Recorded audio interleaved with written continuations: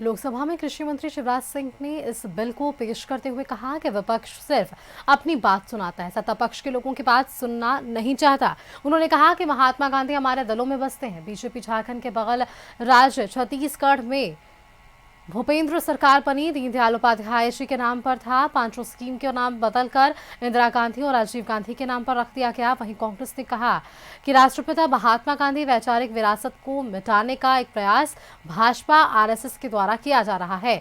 JMM का कहना है कि जेएमएम ने कहा है कि केंद्र सरकार के राज में संघीय व्यवस्था खत्म होने वाला है।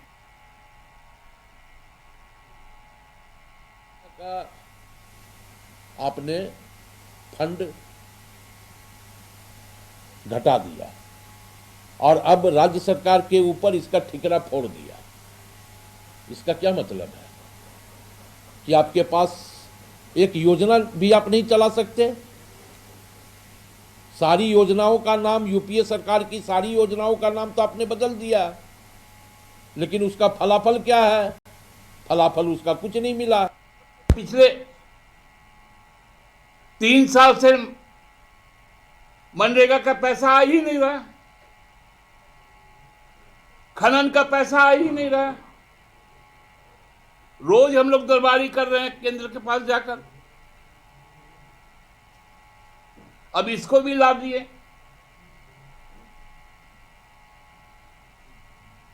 मतलब संघीय व्यवस्था को खत्म कर देना। हमको ज्ञात है कि इस देश में सबसे ज्यादा अगर किसी ने नाम बदले हैं तो किसने बदले हैं? आज देश में करीब करीब 450 ऐसे स्कीम, इंस्टीट्यूशन, स्टेडियम, एयरपोर्ट हैं जिनका नाम सिर्फ 3 व्यक्तियों के नाम पर है। जवाहरलाल नेहरू, इंदिरा गांधी, राजीव गांधी।